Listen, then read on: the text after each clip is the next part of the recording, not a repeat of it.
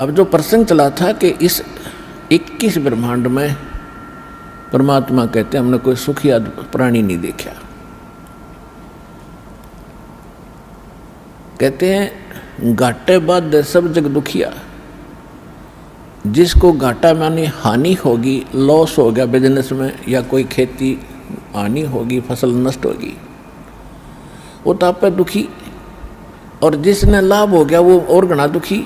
लाभ होते ही मान ले किसी ने 5 लाख रुपए का बेनिफिट हो गया, वो यो काल इतना जबरदस्त उसको भ्रमित करता है। वो 20 लाख रुपए का कोई काम शुरू करेगा, कितने तो लोन वगैरह लेकर 5 तो वो लाओगा और 15 और लेगा, कितने तो उधार लोन ब्याज पे, और वो बिजनेस हो जाएगा फेल। वो 20-5 तो वो गए, 15 और उधार वो आगर मांगनी है पीछे पीछे काटे चक्कर। फिर तो कहने का भाव ये है, इन बकवादों को छोड़कर भक्ति विधि अपना के अपना पीछा छुड़वा लो। इतनी सी बात है। परमात्मा 120 वर्ष तो पहले कह के चले गए। अब वो एक अपना एफिडेविट छोड़ गए, अपनी वाणी छोड़ गए भगवान विधान बना के। आज ये दास 20 वर्ष से ये दास लग रहा है इसी को समझाने और बताने के लिए।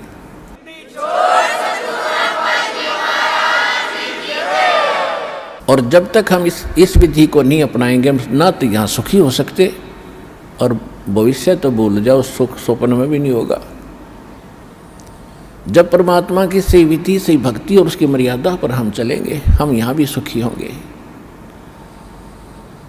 पुण्यात्माओं, एक दिन दास वहाँ गया हुआ था गोवा के अंदर।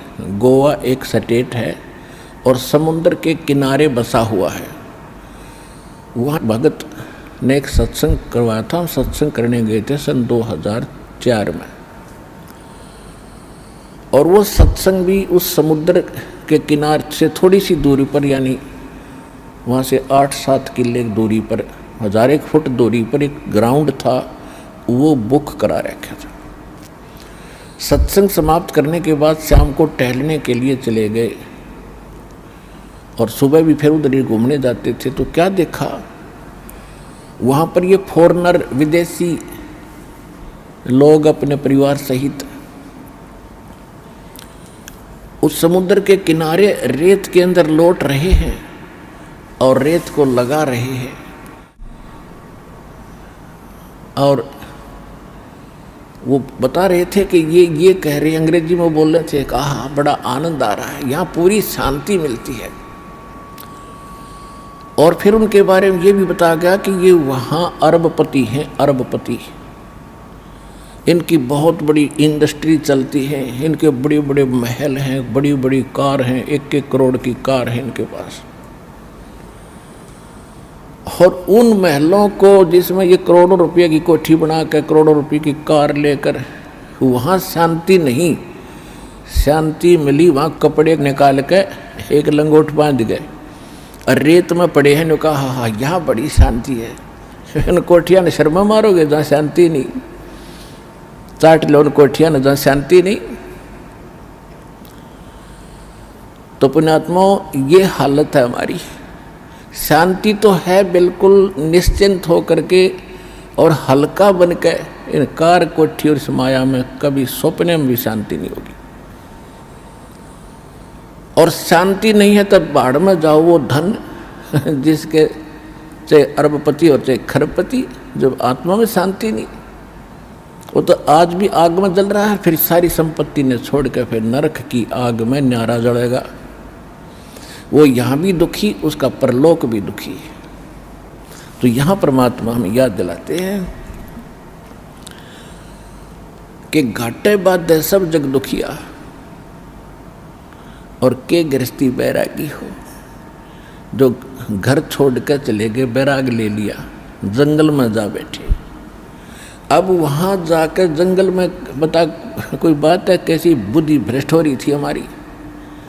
अब जंगल में कोई भगवान की तरह पेड़ का बांध रखा कि जाते खोल लाऊंगे ये अकल देखो।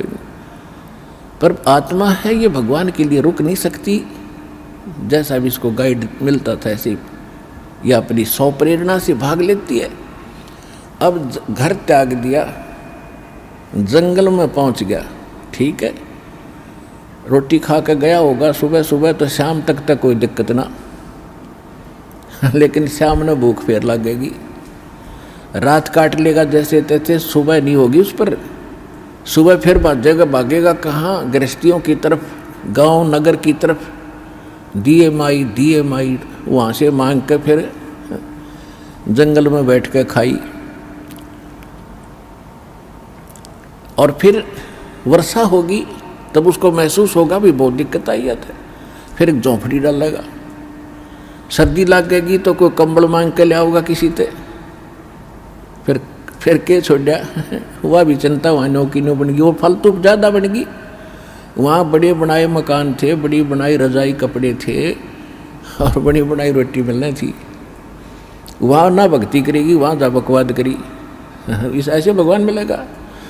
तो कहने का भाव ये है, बगैर ज्ञान के हम डले ढोरे थे और गृहस्थी न सोचने लग गए कि ये जो बाहर बैठा जंगल में तपस्या कर रहा है यूँ पाओगा भगवान।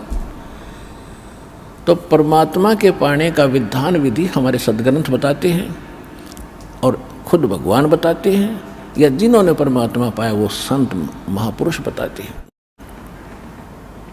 और जिन महापुरुषों ने परमात्मा बताया उन्होंने जो विधि अपनाई वो हमारे सदग्रंथों में ज्यों की त्यों है, वही विधि उन्होंने अपनाई, उनको भगवान मिला।